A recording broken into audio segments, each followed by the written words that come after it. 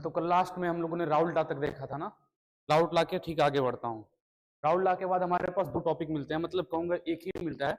ऐसे दो टाइप के हम सोल्यूशन देखेंगे। एक तो वो होते हैं जो राउल्ट लॉ को फॉलो करेंगे, और एक वे होते हैं जो राउल्ट लॉ को फॉलो नहीं करेंगे। इसके अकॉर्डिंग हम सोल्यूशन को दो टाइप से कैटेगराइज करेंगे। एक को हम कहेंगे आइडियल सोल्यूशन, और एक को क्या कहेंगे, नॉन आइडियल सोल्यूशन। यहाँ पे हमारे पास अब देखना पड़ेगा जो सोल्यूशन है फॉलो करता है और या नहीं करता है। सोल्यूशन यहाँ पे हमें दो टाइप्स को देखने को, एक तो हमें मिलेगा जिसे हम कहेंगे आइडियल सोल्यूशन, ठीक है, और एक जिसे मिलेगा हम इसे कहेंगे non ideal solution. Non ideal solution, तो दो टाइप के हमें सोल्यूशन देखने को मिलेंगे। एक होगा आइडियल सोल्यूशन और एक क्या होगा, नॉन आइडियल सोल्यूशन। तो नॉन आइडियल सोल्यूशन क्या होता है और आइडियल सोल्यूशन क्या होता है, इसकी हम थोड़ी बात कर लेते हैं। आइडियल सोल्यूशन वो होगा जो अपने सभी कंसंट्रेशन पर, पूरे कंसंट्रेशन पर, इंटायर कंसंट्रेशन पर राउल्ट लॉ को फॉलो करेगा। आइडियल सोल्यूशन किसको फॉलो करेगा भाई, राउल्ट्स लॉ को क्या करेगा, ये फॉलो करेगा। अगर राउल्ट लॉ को फॉलो करता है आइडियल सोल्यूशन है, और ये राउल्ट लॉ को फॉलो नहीं करता, अगर ये राउल्ट लॉ को फॉलो नहीं करता तो इसे हम क्या कहेंगे, नॉन आइडियल सोल्यूशन। ये राउल्ट लॉ का फॉलो करता है ideal solution, non ideal solution Raoult law को फॉलो नहीं करता। एक और चीज देखिए, आइडियल सोल्यूशन और नॉन आइडियल सोल्यूशन में कैसे क्लासिफाई करेंगे, होता क्या है। जैसे मान लीजिए कि हमारे पास दो अलग अलग बीकर हैं। मान लीजिए कि पहला हमारे पास बीकर है, इसके अंदर हमने किसी एक लिक्विड ए को मिला के रखा है, ठीक है। तो एक लिक्विड इसे हमने ए लिक्विड इसके अंदर हमने रखा हुआ है। हमारे पास यहाँ पे एक अनदर बीकर है, इस अनदर बीकर हमने लिक्विड बी को रखा है। अब क्या करना है, हम राउल्ट लॉ जब पढ़ते हैं तो हम कहते हैं दो लिक्विड को हम आपस में लेके मिलाते हैं ना, और मिलाने के बाद हम वेपर प्रेशर देखते हैं। तो सब सपोज करिए ए और बी दोनों को आपस में क्या कर दें, मिला दें। ए और बी जब आपस में इन दोनों को मिला देंगे तो क्या होगा, थोड़ा देखिए। ये हो गया हमारे पास ए और ये हमारे पास बी। इन दोनों को जब हम आपस में मिलाएंगे तो एक नया सोल्यूशन हमारे पास बनेगा, ठीक है। इस नए सोल्यूशन के अंदर ए भी होगा और बी भी होगा। इसके अंदर आपको ए भी देखने को मिलेगा और बी भी देखने को मिलेगा, दोनों मिलेंगे। यानी कि इसका अगर हम नॉर्मल फार्मूले की बात करें, इसका जो फार्मूला मतलब कह सकते हो कंपोनेंट की अगर बात करें, तो इसके अंदर कौन कंपोनेंट है, ए बी कंपोनेंट है। ये जो ए बी कंपोनेंट है कैसा क्या है, इसके अंदर इंटरमॉलिक्यूलर फोर्स ऑफ अट्रैक्शन क्या है, हम इसकी बात कर लेते हैं। अब ये जो ए बी है, आपको पता है ए और बी इन दोनों के बीच इंटरेक्शन होगा, मतलब एक दूसरे को अट्रैक्ट करेंगे, या फिर इन दोनों के बीच कोई ना कोई फोर्स है, फोर्स ऑफ अट्रैक्शन या फिर फोर्स ऑफ रिपल्सन, कुछ तो लगेगा ना। अब ये कैसा होगा, आपको पता है अगर इसके पार्ट ए होंगे, इनके बीच लगने वाला जो फोर्स होगा ए और ए के बीच होगा, क्लियर। और बी की बात करें तो इसके बीच कौन होंगे, बी और बी होंगे, यानी इसके बीच लगने वाला बी और बी के अकॉर्डिंग होगा, मतलब बी और बी के बीच लगेगा, और यहाँ पर ए और ए के बीच लगेगा। तो यहाँ पे होता क्या है, ए और ए के बीच लगने वाला जो फोर्स है, बी और बी के बीच जो लगने वाला फोर्स है, इन दोनों के फोर्स का जो मैग्नीट्यूड है वो ए और बी के बीच लगने वाले फोर्स के बराबर होगा। अब क्या कह रहा हूँ, थोड़ा न्यूमेरिकल वैल्यू में कह रहा हूँ। जैसे मान लो मैं कहता हूँ ए और ए के बीच का जो अट्रैक्शन है वो 2 है। फोर्स ऑफ अट्रैक्शन की हम बात करते हैं, नंबर दे देता हूँ उनको कि 2 है, कि दो फोर्स जो वो एक दूसरे को ऊपर एक दूसरे को अट्रैक्ट कर रहे हैं फिर रिपल्सन कर रहे हैं। फोर्स की हम बात कर लेते हैं, इनके बीच लगने वाला क्या है, 2 है, और ए और बी के बीच भी लगने वाला क्या होगा, 2। इट मींस इनके जो फोर्स ऑफ अट्रैक्शन है फिर फोर्स ऑफ रिपल्सन होंगे ए बी बी के बराबर किसका होगा, ए बी का बराबर होगा। अगर ऐसा हो तो हम क्या कहेंगे, आइडियल सोल्यूशन। ठीक इसी का जस्ट अपोजिट इसमें लाएंगे, आपके पास ए बी बनेगा, तो ए बी बनेगा ना, इसका जो बीच का जो फोर्स ऑफ अट्रैक्शन है या फिर जो इनका इंटरेक्शन होगा वो ए के बीच लगने वाले इंटरेक्शन और बी बी के लगने वाले इंटरेक्शन के बराबर। क्लियर, एक बार मैं फिर से रिपीट करता हूं, मैं क्या कह रहा, मैं ये कह रहा हूं कि ए बी जो है, ए बी के बीच लगने वाला जो इंटरेक्शन है वो ए और बी बी के बीच लगने वाले इंटरेक्शन के अगर बराबर होगा तो वो आइडियल सोल्यूशन होगा। अगर ए और बी के बीच लगने वाला इंटरेक्शन ए बी के इंटरेक्शन के बराबर न हो तो उसे हम क्या कहेंगे, नॉन आइडियल सोल्यूशन कहेंगे। एक और चीज जो इसमें हमें इंपॉर्टेंट है जो देखना है, वो जैसे मान लीजिए कि हम जब दो सोल्यूशन को मिलाते हैं, अगर मान लीजिए हमारे पास दो जो हमारे पास गिवन कंपोनेंट है, या फिर कह सकते हो जो हमारे पास गिवन कंपाउंड है या फिर गिवन सोल्यूशन है या फिर का जो गिवन लिक्विड है, तो जब गिवन लिक्विड को हम मिलाते हैं तो मिलाने के बाद आपको पता है जब दो लिक्विड मिलाते हैं तो वॉल्यूम हो सकता है चेंज हो, या फिर हो सकता है हीट वहां से थोड़ा सा बाहर निकले। आपने कभी ऐसा देखा होगा कि कभी हम दो लिक्विड को मिलाते हैं तो कभी बीकर ठंडा हो जाता है तो कभी बीकर गर्म हो जाता है, ऐसी चीजें होती है ना। लैब की अगर बात करें तो लैब में अगर आप अमोनियम क्लोराइड NH4Cl को अगर आप टेस्ट ट्यूब में मिलाते हो, टेस्ट ट्यूब ठंडा हो जाता है। वहीं पर आप सपोज करो NaOH को मिलाते हो, ठीक है, सोडियम हाइड्रोक्साइड को, तो बीकर थोड़ा सा गर्म हो जाता है, होता है ना ऐसा। तो मान लीजिए आपके पास दो लिक्विड है, दो लिक्विड को मिलाते हैं तो वॉल्यूम में भी चेंज देखने को मिलेगा और एनर्जी के अंदर भी चेंज देखने को मिलेगा। तो आइडियल सोल्यूशन के लिए डेल्टा H मिक्सिंग होता है, delta X mixing, delta H mixing कितना होता है? 0। What is the delta H mixing? Enthalpy of mixing. Delta H मतलब एंथैल्पी चेंज और मिक्सिंग मतलब मिलाते समय जो एंथैल्पी चेंज है वो किसके बराबर होगा भाई? 0 के बराबर होगा। क्लियर? एक और चीज, इनके अंदर जो डेल्टा वॉल्यूम होगा, वॉल्यूम चेंज कितना होगा? 0। डेल्टा वॉल्यूम मिक्सिंग कितना होगा? से देखते हैं, जैसे कि यहाँ पे हम दो छोटे छोटे बीकर लेते हैं, ठीक है। इस बीकर के अंदर हमने कितना ml रखा? 20 ml को ये A रखा, ठीक है। एक और बीकर लेते हैं, इस बीकर के अंदर हमने 10 ml हमने क्या रखा? B रखा। अब जब इन दोनों को हम मिला देंगे, अब जब इन दोनों को मिलाने के बाद हमको पता है एक बड़े बीकर में इन दोनों को हम रखेंगे, तो रखने के बाद 20 और 10 कितना होगा भाई? 30। ये कितने ml का हो जाएगा? 30 ml का। चेंज इन वैल्यूम आपको देखने को कितना मिल रहा है? 0, क्योंकि इनमें से किसी को आप V1 V2 मान सकते हो, किसी को V1 V2 मान सकते हो ना। अब चेंज इन वैल्यूम कितना है? 0। अभी चेंज इन वैल्यूम 0 क्यों कह रहा हूं भाई? पहले कितने थे? 20 और 10 30, पहले भी तो 30 थे और बाद में कितने बने? 30 बने। तो 30 थे ऐसे दोनों का, और दोनों जब जुड़े तो कोई भी डिक्रीज देखने को हमें नहीं मिला। हम कहेंगे डेल्टा V मिक्सिंग कितनी है? 0, यानी कि कोई भी वैल्यू में चेंज या फिर वैल्यू में इंक्रीजमेंट हमें देखने को नहीं मिलता है। ये सिर्फ इसमें होता है आइडियल सोल्यूशन। क्लियर? और जब इन दोनों को हम मिलाएंगे तो मिलाने के बाद कोई भी हीट ना ही बाहर निकलेगा और ना ही हीट हम उसको देंगे। इट मींस ना इंडोथर्मिक होगा ना ही एक्सोथर्मिक होगा। इसलिए मैंने रखा डेल्टा H मिक्सिंग इक्वल 0, इसके लिए delta V mixing equal 0। Clear? इसके लिए बात कर लेते हैं नॉन आइडियल सोल्यूशन के लिए। नॉन आइडियल सोल्यूशन के लिए इसका एक एग्जांपल ले तो अच्छा रहेगा। एग्जांपल में हम इसका एक ले सकते हैं भाई, जैसे कि यहां लिख देता हूं एग्जांपल में। आप जानते हो एन हेक्सेन, हेक्सेन जानते हो? हेक्सेन, हेक्सेन के साथ हेप्टेन मिला दो या फिर बेंजीन के साथ टॉलुइन मिला दो, तो वो आपका क्या होगा? Ideal solution.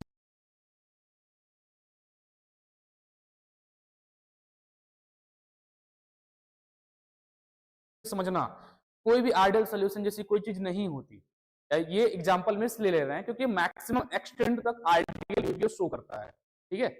अधिकतम तक आइडियल को शो करता है, इसलिए हमने बेंजीन और टॉलुइन को लिया हुआ है। इसके अलावा एन हेक्सेन और एन हेप्टेन भी ले सकते हो। एन क्या दिखाता है?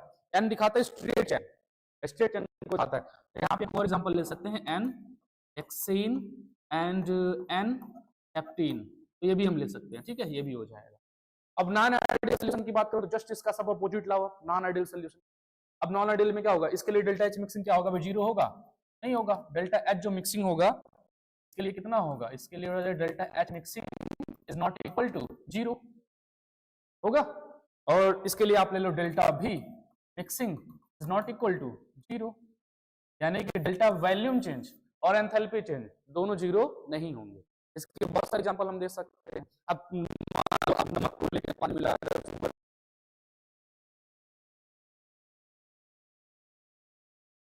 हम पानी में मिलाते हैं तो जो पानी है वो हमारा क्या हो जाता है? हल्का सा ठंडा हो जाता है NH4 को मिलाने पे।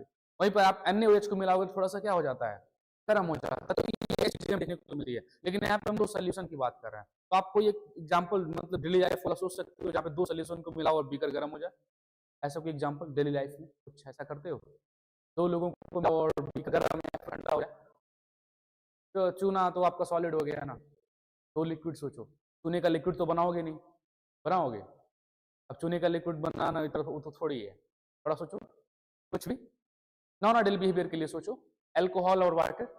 अल्कोहल को अगर पानी में मिलाएं तो क्या होगा? पानी गर्म होगा कि ठंडा होगा? ऐसे कुछ सोचो ना, जनरल जनरल। तो नॉन आइडियल में देखो जितना एग्जाम्पल है, आइडियल को छोड़ के मतलब रियल लाइफ वाले जितने एग्जाम्पल हैं वो सारे किसमें आ जाएंगे? नॉन आइडियल सोल्यूशन में। Sugar with water, NaCl, sugar कह रहा हूं, शुगर सोल्यूशन विथ वाटर बोलो, ये बेहतरीन है। तो ये सारी चीजें जो आएंगी वो किस? अल्कोहल प्लस वाटर बोल दो, ठीक है। CH3OH प्लस वाटर बोल दो, या फिर आप बोल दो C2H5OH विथ कैरोसिन ऑयल बोल दो, ऐसे बोल सकते हो। पेट्रोल विथ डीजल बोल दो। ये मतलब दो सोल्यूशन ला रहे हैं ना, अगर दो सोल्यूशन मिला रहे हैं तो नॉन आइडियल होगा। नॉन आइडियल क्यों होगा? क्योंकि रियल लाइफ वाले हैं। तो रियल लाइफ वाले जितने एग्जाम्पल हैं वो सब किस में आएंगे? नॉन आइडियल में। और जो हाइपोथेटिकल है वो किस में आएंगे? आइडियल में। और हाइपोथेटिकल के अलावा कुछ ऐसे एग्जाम्पल जो मतलब मैक्सिमम एक्सटेंट तक आइडियल बिहेवियर शो करते हैं, जैसे कि benzene plus toluene n hexane plus n heptane, तो ये आपके किस में आ जाएंगे? आइडियल और नॉन आइडियल में आ जाएंगे। ठीक है, मतलब ये आइडियल में आएगा, नॉन आइडियल में आएगा। इसके बाद हम देख रहे तो इसके अंदर बहुत सारे मतलब वो देखने पड़ेंगे, हमें क्या बोलते हैं, डिफरेंस। डिफरेंस की बात करें तो डिफरेंस के लिए अगर बात करोगे आप, इसके लिए एक इक्वेशन हमने पढ़ा था ना, वो राउल्ट वाला, किसका पढ़ा था? राउल्ट वाला। राउल्ट वाला इक्वेशन क्या था, थोड़ा बताना। P इक्वल पी नॉट खाई ए, या फिर हम कहें P A equal P naught ए खाई ए, ऐसा होता है कि नहीं होता है? इसके लिए अगर आप बात करोगे, मतलब इसके लिए जो राउल्ट है, राउल्टा नहीं चेंज होगा, इसके लिए वही इक्वेशन रहेगा, यानी कि पी नॉट लिख रहा हूँ, पी ए होगा P A equal P naught ए, और यहाँ खाइए होगा, मतलब ए का जो कंपोनेंट है, जो पी टोटल होगा, वो इस राउल्ट लॉ को फॉलो करता है। मैं यही तो कह रहा हूँ, राउल्ट लॉ को फॉलो करता है, मतलब इक्वेशन के लिए काम करेगा, मतलब इक्वेशन में कोई चेंज नहीं होगा। तो कंपोनेंट ए के लिए ये होगा, कंपोनेंट बी के लिए करें तो जहां जहां ए रखा है वहां क्या हो जाएगा? बी हो जाएगा। तो इसको हम अगर बी करना चाहते हैं हम ऐसे लिख सकते हैं, P equal P not B by B. But what about non ideal solution? Non ideal solution के लिए क्या हो, थोड़ा सा दिमाग लगाइए। तो नॉन आइडियल सोल्यूशन के लिए आप बताओ, जो पी नॉट ए होगा, क्या ये पी ए जो होगा, क्या ये पी नॉट ए और खाई ए के बराबर होगा? आपने कह रहा नहीं फॉलो कर रहा है ना, तो बराबर कहाँ नहीं होगा, सीधे काट दो तो बराबर नहीं होगा, सीधी सी बात है, हो जाएगा। ऐसे ही अगर कंपोनेंट बी की बात करो तो क्या होगा? P B equal P not B and chi B, बराबर होगा? नहीं होगा।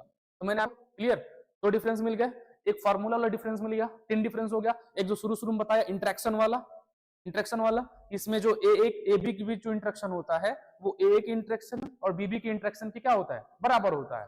हाँ हाँ, वो जैसे मैं क्या कह रहा हूँ थोड़ा समझिए, मैं तो एग्जांपल के तौर पे मैंने यहाँ पे दो रखा था ना, आप उस पर मत ध्यान दो। हाँ, कुछ भी हो सकता है, मतलब डिफरेंट हो, मान लीजिए यहाँ पे 3 हो गया, वहां पे 2 हो गया, तो उसका एवरेज इसके बराबर होगा। समझ रहे हो मैं क्या कह रहा हूँ? इंटरेक्शन की बात करो उसके जैसा होगा, मैं ये कह रहा हूँ। इंटरेक्शन में बहुत ज्यादा डिफरेंस हमें देखने को नहीं मिले, पता ये 4 हो जाए, ठीक है, इसके नियर अबाउट नहीं आएगा। तो यहाँ पे जो ए बी का इंटरेक्शन है वो इन दोनों के इंटरेक्शन के नियर अबाउट होगा, आप ऐसे बोल सकते, ठीक है, मैं ये कह रहा हूँ, हो जाएगा। तो इसमें कोई दिक्कत किसी को? आइडियल और नॉन आइडियल डिफरेंस आप लिख लोगे, आप बता लोगे आइडियल नॉन आइडियल क्या होता है। आइडियल के बारे में आप क्या होगा, क्या कहोगे? दो सॉल्यूशंस नॉन आइडियल सॉल्यूशन। अब उसके बाद डिफरेंस कितने हैं तो मैंने यहाँ पे बता दिए सारे डिफरेंस, ठीक है, छांट के किनारे लिख लोगे ना, हो जाएगा। बाकी बात नोट्स वगैरह के तुम्हें मैं भेज दूंगा इससे रिलेटेड, ठीक है, हो जाएगा। इसमें कोई डाउट, कोई कुछ नहीं ना? आगे बढ़ते हैं। अब थोड़ा सा आइडियल सोल्यूशन को हम स्टॉप करेंगे और नॉन आइडियल को लेके हम आगे बढ़ाएंगे, क्लियर?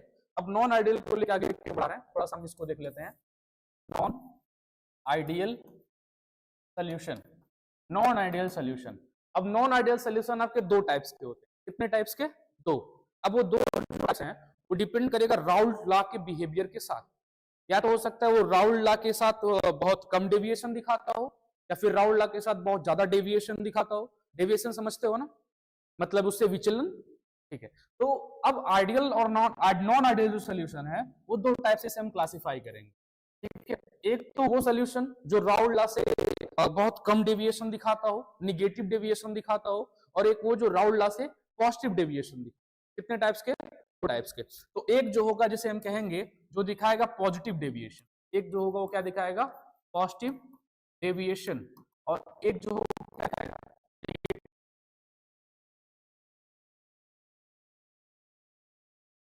और नेगेटिव डेविएशन वाला क्या है तो ये पता है आपको, मैं अगर फार्मूला वगैरह बताऊंगा तो अभी नहीं समझ पाओगे, मतलब कॉन्सेप्ट डायरेक्ट करते हैं। वो राउल्ट लॉ के लिए ग्राफ जो बनाया था वो माइंड में है अभी, है कि उड़ गया है ना थोड़ा सा? तो राउल्ट लॉ के लिए काम करता हूँ मैं, यहाँ पे ग्राफ बनाता हूँ। ग्राफ में आपको पता है दो लाइंस थे, ठीक है, कोई बात नहीं, मैं थोड़ा डायरेक्ट चलता हूँ क्योंकि हमने उस दिन देखा था ऑलरेडी। अब ठीक है, किसी को हम कहीं से शुरू कर सकते हैं, खाइयों को जहां से मर्जी वहां शुरू कर सकते हैं। यहाँ पे हम खाई भी माने या फिर खाई वन माने, क्या माने तुम लोग जो कहो, क्या माना था उस दिन यहाँ पे? नहीं, पहले क्या माना था? खाई टू था, इट मींस खाई भी था, तो खाई भी यहाँ पे क्या मान ले भाई? 0। और यहाँ पे क्या मान लें? खाई बी इक्वल 1, ठीक है। यानी कि इसके लिए हम कह सकते हैं क्या, यहाँ पे जो खाई बी है इधर की वैल्यू बढ़ रही है, खाई बी इधर बढ़ रहा है ना, ठीक है। और यहाँ पे क्या मान लें, आई ए इक्वल, क्लियर, ऊपर जा रहा था ना, ठीक है, ऊपर जा रहा था। इस वाले का जो ग्राफ है थोड़ा सा कहाँ जा रहा था, नीचे जा रहा था, क्लियर।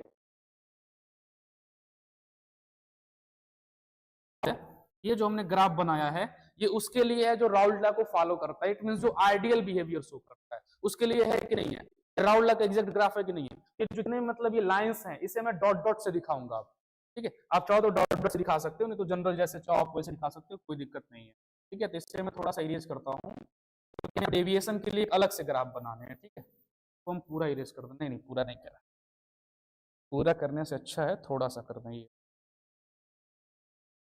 तो अब यही जो लाइंस हैं इसे मैं डॉट डॉट से बना देता हूं, देखिए जरा, ये हो जाएगा पॉजिटिव डेविएशन और नेगेटिव डेविएशन। जो पॉजिटिव डेविएशन दिखाएगा उसका जो ग्राफ होगा वो प्लस में होगा। पॉजिटिव समझते हो ना, पॉजिटिव मतलब कम होता है कि ज्यादा,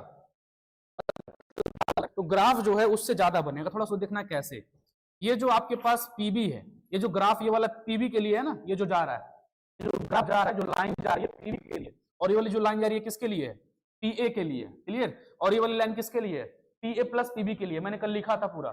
और ये वाला जो पॉइंट है किसके लिए, पी नॉट ए के लिए, ये वाला जो पॉइंट है किसके लिए, पी नॉट बी के लिए, क्लियर। तो पॉजिटिव डेविएशन दिखाएगा तो क्या होगा देखना जरा, ये लाइन ऐसे जा रही है कि नहीं, ऐसे जा रही है ना, ए वाली, ये वाली लाइन ऐसे सीधे जा रही है, तो इससे पॉजिटिव डेविएशन दिखाओगे तो थोड़ा सा इससे प्लस उठा के बना दो ग्राफ को, ठीक है। और ये नीचे वाले के लिए किसके लिए, खाई बी के लिए है, इसका जो ग्राफ है थोड़ा सा उठा के बना दो, ग्राफ थोड़ा सा ऐसे उठा के बना दो, ठीक है। ये वाला किसके लिए, पीए प्लस पीबी के लिए। अगर इन दोनों में पॉजिटिव डेविएशन है उसमें पॉजिटिव डेविएशन होगा, इसके ग्राफ क्या कर दो, थोड़ा सा उठा के। ये जो ग्राफ है, अब ये ग्राफ किसको डिनोट कर रहा है, पॉजिटिव डेविएशन को। क्यों, थोड़ा समझना, क्योंकि जो आइडियल बिहेवियर था, ये जो आप येलो वाली लाइन देख रहे हो, जो ऑरेंज वाली लाइन है, इससे पॉजिटिव डेविएशन दिखा रहा है कि नहीं दिखा रहा, ठीक है। तो ऐसे अगर कहीं ग्राफ हमको देखने को मिलता है किसी गिवन सोल्यूशन के लिए, तो आप कहोगे वो सोल्यूशन जो है नॉन, पॉजिटिव डेविएशन को मैं एक्सप्लेन करता हूं, फिर आता हूं नेगेटिव डेविएशन पे। भाई पॉजिटिव डेविएशन के लिए क्या होगा थोड़ा सोचना। हमने इक्वेशन पढ़ा था अभी थोड़ी देर पहले, E इक्वल पी नॉट ए और खाई ए आइडियल के लिए बराबर होता है, हमने कहा था नॉन आइडियल के लिए बराबर। But what about positive deviation, positive deviation के लिए क्या होगा, आप कह सकते हो P A is greater than P naught A and खाई ए।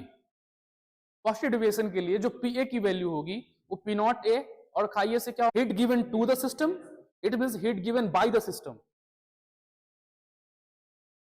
Heat given to the system ना, जब सिस्टम को हीट दे रहे हो आप तो पॉजिटिव है, यानी हीट दे रहे हो। जब हीट देते हैं तो इंडो की एक्सो, इंडो तो क्या बताएं हम, जब हीट देते हैं तो क्या हो जाएगा, इंडो थर्मिक हो जाएगा, ठीक है। तो डेल्टा एच मिक्सिंग के लिए क्या होगा, पॉजिटिव, इट मींस रिएक्शन का मतलब कैसा शो करेगा, इंडोथर्मिक शो करेगा। एक और बात कर ले, डेल्टा भी मिक्सिंग, डेल्टा भी मिक्सिंग इसके लिए क्या होगा, पॉजिटिव, डेल्टा भी मिक्सिंग भी क्या होगा इसके लिए, पॉजिटिव। याद करने का तरीका यहीं से देखो, ये पॉजिटिव डेविएशन है, इसके लिए डेल्टा एच मिक्सिंग भी पॉजिटिव और डेल्टा भी मिक्सिंग भी क्या, पॉजिटिव। यानी कि जब दोनों को हम मिलाएंगे ना, तो दोनों को मिलाने के बाद जो उनके बीच जो फोर्स ऑफ अट्रैक्शन होगा वो कमजोर हो जाएगा ए और बीबी की तुलना में। तो मैं क्या कह रहा हूँ नहीं समझ में आएगा, थोड़ा देखो मैं क्या कह रहा हूँ। जैसे मान लो नॉन आइडियल में, नॉन आइडियल हो क्यों रहा है इसका भी एक्सप्लेनेशन हम देख लेते हैं। मान लीजिए कि हमारे पास कोई एक सोल्यूशन है जो ए है, हमारे पास एक और सोल्यूशन है जो बी है, ठीक है। जब इन दोनों को हम मिलाते हैं तो मिलाने के बाद हम एक नया सोल्यूशन तैयार करते हैं, जिसके अंदर हमारे पास ए भी होता है और बी भी होता है। इसके पास हमारे पास ए भी है और बी भी है। थोड़ा सोच के बताइए, अगर पॉजिटिव डेविएशन शो कर रहा है तो पॉजिटिव डेविएशन कब शो करेगा, जब ए बी के बीच का जो इंटरेक्शन है, ए ए यहाँ पे कह सकते हो ए ए और यहाँ पे कह सकते हो आप बी बी, इन दोनों के बीच के इंटरेक्शन की तुलना में कमजोर हो। भाई पॉजिटिव का मतलब होता है ज्यादा, वेपर प्रेशर ज्यादा होना चाहिए कि नहीं होना चाहिए। तुम यहां से समझो, तुमने कहा जो टोटल वेपर प्रेशर है वो इससे ज्यादा होगा नहीं ज्यादा होगा। वेपर प्रेशर ज्यादा कब होगा, जब पार्टिकल के बीच इंटरेक्शन कमजोर हो या मजबूत हो। वेपर प्रेशर कम और ज्यादा कब होता है, हिंदी में कहे तो वाष्प दाब। अभी नहीं समझे, पेट्रोल और पानी, बताओ दोनों में से जल्दी भाप कौन बनाता, पेट्रोल, वाई, वाई, पेट्रोल क्यों बनाता, यार क्या बताऊं मैं तुम लोग को। इतना चिल्लाने के बाद, इतनी चीजें बताने के बाद फिर पूछता हूँ पेट्रोल वोलाटाइल क्यों है पानी से ज्यादा, क्यों वो जल्दी वेपर बना लेता है, इसका जवाब आप लोग के पास नहीं है? जल्दी बताइए, अरे बताइए ना, क्या दिक्कत है? नहीं पता? नहीं पता? बिल्कुल नहीं पता? अरे बोलो तो बोलूंगा ना मैं, अब बोलोगे भी नहीं तुम लोग, क्या बताऊं, कभी कभी तरस तो सच में आता है। अरे गधे, वाटर के पार्टिकल के बीच हाइड्रोजन बॉन्डिंग होता है, वाटर के पार्टिकल के बीच फोर्स ऑफ अट्रैक्शन ज्यादा होता है, इसलिए मजबूती से बंधे होते हैं ना।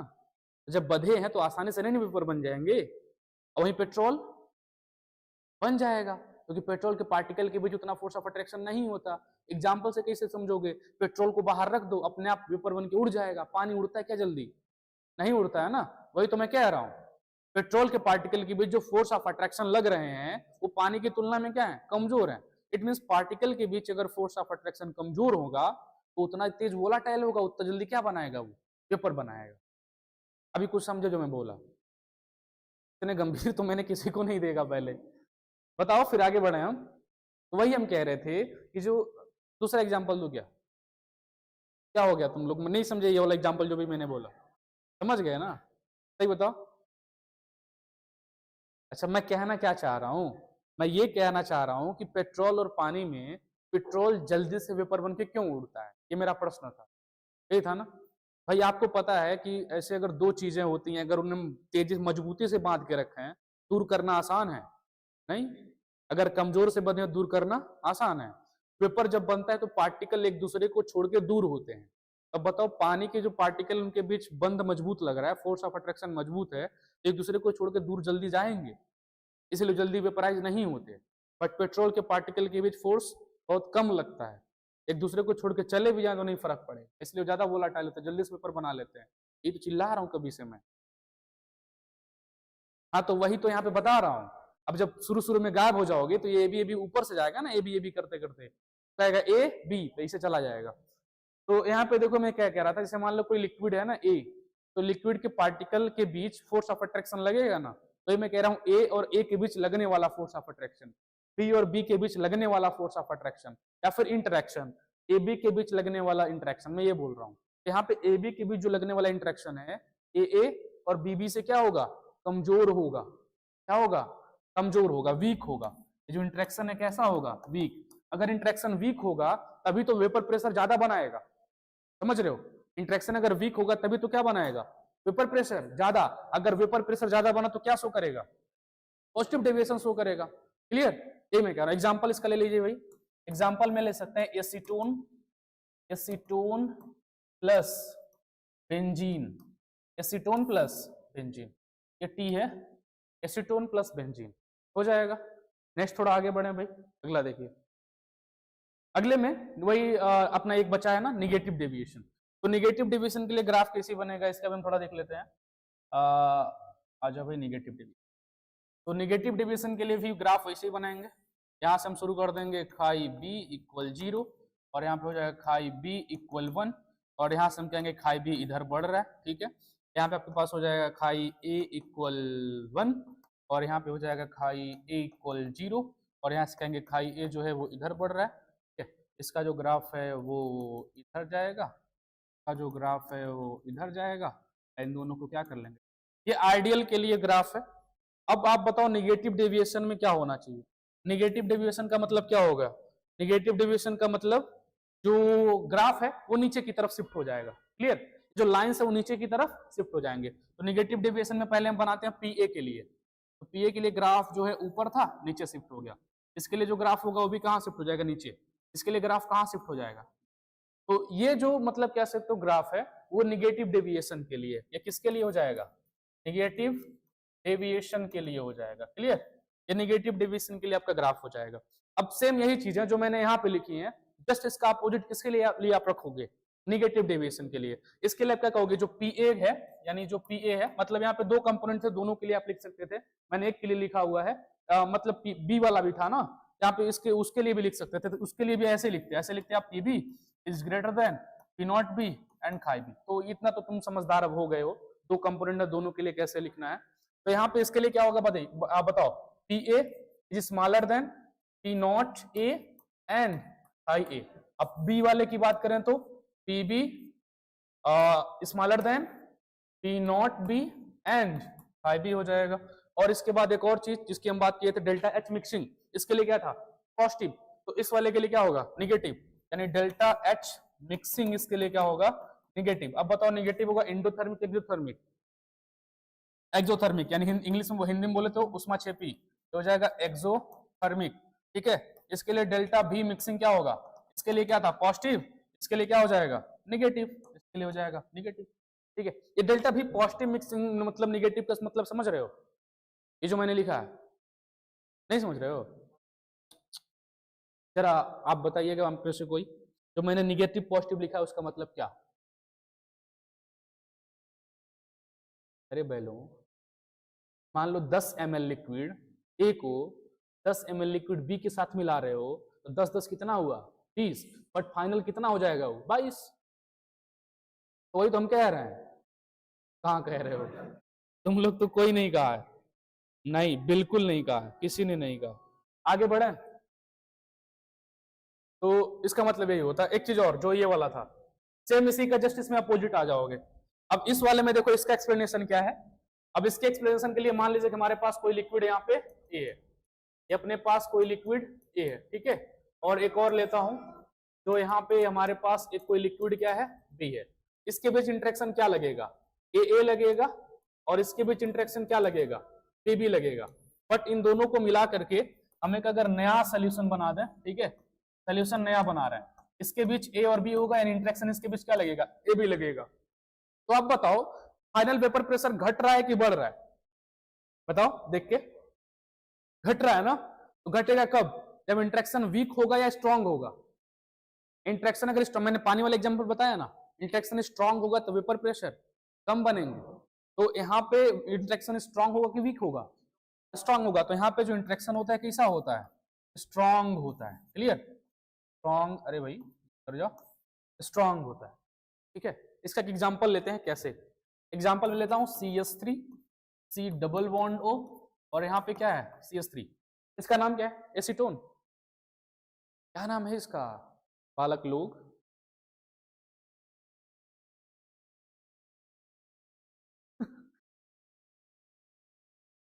इलेवेंथ पढ़ लिया, 10th में भी IUPAC पढ़ा, आता IUPAC बता दो ना, क्या दिक्कत है, मैं क्या कह रहा है कि सिंपल ही बताओ, प्रोपे कोई बात नहीं, तो कुछ तो बोलो भाई, नहीं कॉमन आ रहा तो IUPAC ही बोलो, क्या करना है। इसमें मिला रहे हैं कार्बन टेट्राक्लोराइड CCl4 या फिर CCl3, कार्बन टेट्राक्लोराइड का फॉर्मूला क्या होगा CCl4 या फिर CCl3, CCl4 ना, ये डेस्क ही चला के मारूंगा इस बार में। एक बात बताओ तुम लोग, CCl4 टेट्रा मतलब 3 होता है 4 होता है, टेट्रा मतलब 3 या 4, 4 ना, क्या बताऊं, से उधर डंडा रहता है ना, दौड़ा के मारता आज मैं। टेट्रा मतलब 3 होता है बैलो, ट्राई मतलब 3 होता है, अच्छा पक्का, यकीन कर लूं, करूंगा नहीं मैं। देखो तो यहां पे हम लेते हैं कार्बन टेट्राक्लोराइड या फिर ट्राइक्लोराइड। अगर टेट्रा लेते, चलो दोनों लेते हैं ना, एक एक करके दोनों लेते हैं। कार्बन टेट्रा में कह रहे हो कार्बन 1 2 और ये 4, ठीक है। एक और लेते हैं कार्बन ट्राइक्लोराइड, कार्बन ट्राइक्लोराइड नहीं बोलेंगे इसे, इसे बोलेंगे क्लोरोफॉर्म, बोल सकते हैं CHCl3। तो यहाँ पे CHCl3 ले रहा है, यहाँ पे H बॉन्ड क्यों बना दिया मैंने, यहाँ पे लेते हैं C और यहाँ पे हो जाएगा Cl, इधर हो जाएगा Cl, इधर इसको मैं दूसरे कलर से लिखूं तब थोड़ा अच्छा लगेगा, आ जाओ भाई, हाँ यहाँ पे Cl, इधर Cl, इधर कौन Cl, इधर कौन जुड़ा है हाइड्रोजन, ठीक है। ट्राइक्लोरोमीथेन, नॉर्मल सॉरी ट्राइक्लोरोमीथेन, हाँ सही तो है ट्राइक्लोरोमीथेन। तो अभी जो ट्राइक्लोरोमीथेन है, अब बताओ इसका जो हाइड्रोजन है, इस हाइड्रोजन और इस ऑक्सीजन के बीच इंटरेक्शन होगा कि नहीं होगा, पहचानते हैं कैसे होगा, इसकी इलेक्ट्रोनेगेटिविटी ऑक्सीजन की कार्बन से ज्यादा होती है, इसलिए इसके ऊपर आएगा पार्शियली नेगेटिव, इसके ऊपर क्या आएगा पार्शियली पॉजिटिव। कार्बन की इलेक्ट्रोनेगेटिविटी हाइड्रोजन से ज्यादा होती है। एक तो यहाँ से क्लोरीन खींच रहा है ना, क्लोरीन का डायपोल मोमेंट ज्यादा है, मतलब कैसे, तो क्लोरीन की इलेक्ट्रोनेगेटिविटी ज्यादा है, तो डायपोल मोमेंट की वजह से वो उधर भी खींचेगा बॉन्ड को, इसलिए इसके ऊपर क्या आ जाएगा, निगेटिव, तो इसके ऊपर क्या आ जाएगा, पॉजिटिव। और इन प्लस पॉजिटिव और निगेटिव के बीच क्या लगेगा, फोर्स ऑफ अट्रैक्शन। और ये फोर्स ऑफ अट्रैक्शन किसको आगे बढ़ाएगा, हाइड्रोजन बॉन्डिंग को। किसको बढ़ाएगा, हाइड्रोजन बॉन्डिंग को। अगर इनके बीच हाइड्रोजन बॉन्ड बन गया तो बताओ ये एक दूसरे के बीच जो लगने वाला फोर्स ऑफ अट्रैक्शन होगा, स्ट्रांग होगा कि वीक होगा, स्ट्रांग होगा ना। इसलिए यहाँ पे देखो जो AB के बीच जो फोर्स ऑफ अट्रैक्शन लग रहा था वो कैसा था, स्ट्रांग था। हो जाएगा। पॉजिटिव डेविएशन, निगेटिव डेविएशन में कोई दिक्कत किसी को, बोलिए, हो जाएगा, ठीक है। इसके बाद हम आगे बढ़ते हैं। इसके बाद हम एक चीज और की बात करेंगे, एजोट्रोप्स। एजोट्रोप्स हिंदी में बोले तो स्थिर क्वाथी, हाँ हंसो नहीं, ये हिंदी है। एजोट्रोप्स, एजोट्रोप्स हिंदी में से बोलते हैं स्थिर क्वाथी। अब एजोट्रोप का जो आगे वाला क्लासिफिकेशन है ना, उसका हिंदी मत पूछना, बहुत खतरनाक होगा, ठीक है। एजोट्रोप्स यहाँ पे दो टाइप्स के होंगे, एक होगा मिनिमम बॉइलिंग एजोट्रोप्स, एक होगा मैक्सिमम बॉइलिंग एजोट्रोप्स। इसको जानने से पहले ही जान लेते हैं एजोट्रोप्स क्या होता है। एजोट्रोप्स एक ऐसा मिक्सचर होता है, मतलब कह सकते हो एक ऐसा सोल्यूशन होता है जिसमें दो कंपोनेंट होते हैं। It means azeotropes is a binary solution. Binary का मतलब मैंने आपको बताया हुआ है, बाइनरी मतलब जब दो कंपोनेंट को आपस में मिलाते हैं तो क्या बनता है, बाइनरी बनता है ना। बाइनरी मतलब एक और दो, मतलब बाइनरी कंप्यूटर में कहते हैं 0 और 1 होता है ना, ऐसे यहाँ पे बाइनरी मतलब दो। अब थोड़ा इसको समझ लेते हैं एजोट्रोप्स क्या होता है, फिर हम थोड़ा आगे बढ़ते हैं, ठीक है। एजोट्रोप्स में ये कह रहा हूं कि मान लीजिए कि हमारे पास दो यहाँ पे सोल्यूशन है, या हमारे पास कोई एक सोल्यूशन कह सकते हो ए है, ठीक है, सोल्यूशन ए है, और ये हमारे पास कोई सोल्यूशन बी है, ठीक है, सोल्यूशन बी है। एक काम करते हैं, इन दोनों को हम आपस में मिला देते हैं, और जैसे इन दोनों को हम आपस में मिलाएंगे तो हमें एक नया सोल्यूशन मिलेगा, ठीक है। तो इन दोनों से कैसा कैसा कलर आता है, इसमें से कौन सा बढ़िया है, पिंक,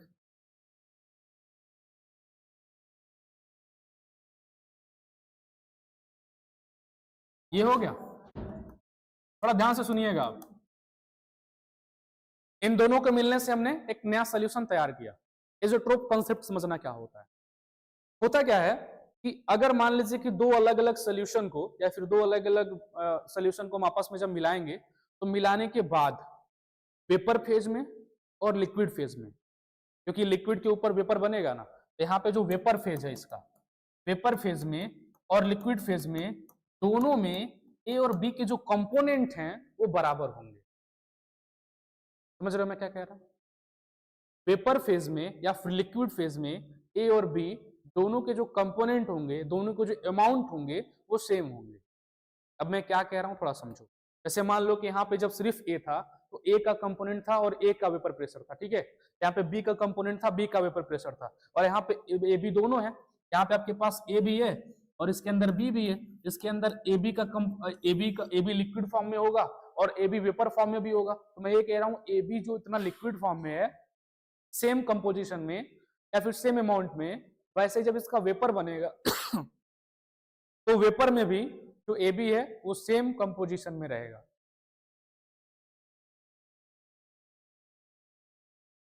क्या हुआ, नहीं समझ में आया ना। न्यूमेरिकल वैल्यू देता हूं इसकी। जैसे मान लो मैं कह रहा हूं कि ये जो सोल्यूशन जो बना वो मान लीजिए उसमें 50 ml आपके पास 50 ml ए है और 50 ml कौन है, बी है। चलो तुम कहते 50 ml नहीं लेते, चलो नंबर ऑफ मोल लेते हैं। नंबर ऑफ मोल अच्छा होता है, ml में पता चला नंबर ऑफ मोल कम बेसी हो सकते हैं, तो मोल ले लेते हैं, ठीक है, अच्छा रहेगा। मान लीजिए कि इसमें 1 मोल ए है और कौन है, 1 मोल बी है, तो दोनों के अमाउंट सोल्यूशन में सेम हो गए। क्लियर हुआ कि नहीं हुए। अब मान लीजिए किसका क्या बना, वेपर बना। जब वेपर बना तो वेपर में मान लीजिए 10 पार्टिकल ए के हैं तो 10 पार्टिकल किसके हैं, बी के हैं। तो यहाँ पे देखो वेपर फेज में भी सेम होगा कि नहीं हो गया। वही तो हम कह रहे हैं कि ए लिक्विड फेज में और वेपर फेज में जब दोनों के कंपोजिशन या फिर कह सकते हो दोनों के अमाउंट जो हैं वो अगर सेम होते हैं तो ऐसे मिक्सचर को, थोड़ा सा इसमें एक लाइन और रीड करता हूं, इसके सेम होने के साथ साथ जब इसे आप बॉइल करोगे तो एक सेम टेम्परेचर पर बॉइल होंगे। टेम्परेचर भी कैसा लगेगा, सेम लगेगा। तो इसे हम क्या कहेंगे, एजोट्रोप्स कहेंगे। क्या कहेंगे, एजोट्रोप्स कहेंगे। ये होते हैं दो टाइप्स के, एक होता है मिनिमम बॉइलिंग एजोट्रोप्स और एक होता है मैक्सिमम बॉइलिंग एजियोट्रोप्स। एक होता है आपके पास मिनिमम बॉइलिंग एजियोट्रोप्स, ये जो लिख दे रहा हूं समझ जाना। एक होता है क्या, maximum boiling azeotropes, maximum boiling azeotropes. अब मिनिमम बॉइलिंग एजियोट्रोप्स और मैक्सिमम बॉइलिंग एजियोट्रोप का थोड़ा इसको हम डिफाइन कर देते हैं। अब देखिए मिनिमम बॉइलिंग पॉइंट कैसा हो जाता है, मिनिमम बॉइलिंग पॉइंट कैसा करना है, हिंदी बोलूं क्या इसका, मिनिमम मतलब कह सकते हो न्यूनतम बॉइलिंग, मतलब बॉइलिंग को हिंदी में क्या कहते हैं, क्वथनांक बोलते हैं ना, तो न्यूनतम क्वथनांक स्थिर क्वाथी ऐसे बोलेंगे। मतलब अगर कहीं लिखना हो तो ऐसे बोलेंगे ना, न्यूनतम क्वथनांक स्थिर क्वाथी और अधिकतम क्वथनांक स्थिर क्वाथी, ये इसका नाम हो जाएगा हिंदी। संस्कृत नहीं है ये, इसका शुद्ध हिंदी है। तो मिनिमम बॉइलिंग एजियोट्रोप में देखिए क्या होता है और मैक्सिमम बॉइलिंग एजियोट्रोप में क्या होता है। मिनिमम बॉइलिंग थोड़ा समझना, मिनिमम बॉइलिंग पॉइंट मिनिमम हो जा रहा है, क्लियर। अब इसमें मैक्सिमम बॉइलिंग पॉइंट मतलब बॉइलिंग पॉइंट मैक्सिमम हो जा रहा है। ऐसा कब हो सकता है, थोड़ा सोच के देखो। होता क्या है, जैसे मान लीजिए कि यहाँ हमने दो सोल्यूशन को जब आपस में मिलाया, ए बी को आपस में मिलाया, तो हमने ए बी को पाया, मतलब ए और बी को मिलाया तो ए बी को मिला। जो ए बी है, अगर ए बी के बीच जो फोर्स ऑफ अट्रैक्शन है, अगर ए और बी की तुलना में अगर वीक हो तो वेपर प्रेशर ज्यादा बनेगा कम बनेगा, ज्यादा बनेगा कि कमजोर की मैं क्या बात कर रहा हूं, वेपर प्रेशर ज्यादा बनेगा। अगर वेपर प्रेशर ऑलरेडी ज्यादा है तो बॉइलिंग पॉइंट कम होगा कि ज्यादा होगा, कम होगा ना। अरे भाई पेट्रोल लो ना, सीधे सीधे पेट्रोल के पार्टिकल के बीच फोर्स ऑफ अट्रैक्शन कम लगता है कि नहीं लगता, जल्दी उबल जाता है कि देर से उबलता है, जल्दी उबलता है ना। मतलब ऐसे सॉल्यूशन जिनमें वेपर प्रेशर जो है वो ज्यादा हो जाएगा रिजल्टिंग, वो आपके कैसे बिहेव करेंगे भाई, मिनिमम बॉइलिंग एजियोट्रोप्स की तरह। यानी आप कह सकते हो इनके में जो ए बी का जो इंटरेक्शन है वो कैसा होना चाहिए, वीक की स्ट्रॉन्ग, वीक होगा तभी तो वेपर प्रेशर ज्यादा होगा। अगर वेपर प्रेशर ज्यादा होगा तो कैसा बिहेव करेगा, वो मिनिमम बॉइलिंग एजियोट्रोप हो जाएगा। और मैक्सिमम बॉइलिंग एजियोट्रोप की हम बात करें तो इंटरेक्शन कैसा होना चाहिए, स्ट्रॉन्ग। अगर ए बी के बीच का जो इंटरेक्शन है या फिर अट्रैक्शन अगर स्ट्रॉन्ग हो जाएगा तो आसानी से तो उबलेंगे नहीं, तो टेम्परेचर बढ़ाना पड़ेगा। जब टेम्परेचर बढ़ाएंगे तो उसमें क्या बोलेंगे, मैक्सिमम बॉइलिंग एजियोट्रोप्स। एजियोट्रोप मतलब एक ऐसा सोल्यूशन जिसमें उनके कंपोनेंट लिक्विड फेज में और गैस फेज में दोनों सेम रहते हैं और सेम टेम्परेचर पर वो क्या होते हैं, बॉइल होते हैं। हो जाएगा, कोई दिक्कत किसी को। तो ये देखो आपका एक पार्ट सोल्यूशन का खत्म हो गया यहाँ पे। इसके बाद जो हमें पढ़ना है, देख लेता हूँ समय है कि नहीं मेरे पास, ये तो बहुत ज्यादा समय है मेरे पास, समय है, समय एनफ है। तो आगे बढ़ूं या फिर कल बढ़ूं, बढ़ जाए, अरे एकदम तैयार है हम, क्या बात कर रहे हो।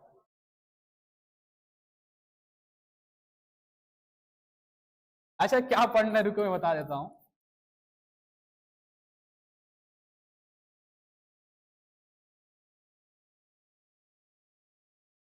Colligative properties, colligative properties, colligative property क्या होता है समझते हो। Colligative property depend upon the nature of particle या फिर amount of particles. Colligative property जो है उस सल्यूट के पार्टिकल कितना ज्यादा की संख्या में उसके ऊपर डिपेंड करता है। और इस सोल्यूशन के कई टाइप की कोलिगेटिव प्रॉपर्टी हम लोग पढ़ेंगे। एक पढ़ेंगे relative lowering in vapour pressure, मैं बोल रहा हूं नाम माइंड में याद रखना, relative lowering in vapour pressure, depression in freezing point, elevation in boiling point and osmotic pressure, ये चार पढ़ेंगे। ठीक है, चार, ये चार जैसे ही पढ़ेंगे वैसे चैप्टर निपट जाएगा। तो इसके लिए कितना मिनट चाहिए हमको, बस 40 मिनट और चाहिए। तो 40 मिनट जब भी मिलेगा ये निपट जाएगा। तो इसके बाद इस चैप्टर से जितने फॉर्मूला हैं वो मैं सारा छांट के भेज दूंगा, या फिर उसका एक माइंड मैप कहोगे तो वो भेज दूंगा। ठीक है, दोनों। और उसको करने के बाद तुम पूरा फार्मूला रिवाइज करना, पूरा कॉन्सेप्ट पढ़ना। उसके बाद एक हफ्ते तक पूरा न्यूमेरिकल भेजूंगा, कम से कम 200 से 300 न्यूमेरिकल्स। हाँ, उसका प्रिंट आउट शायद आपको मिल जाएगा और उसको सॉल्व करना। ठीक है, मतलब इस चैप्टर से कुछ भी आए छूटना नहीं चाहिए। ठीक है।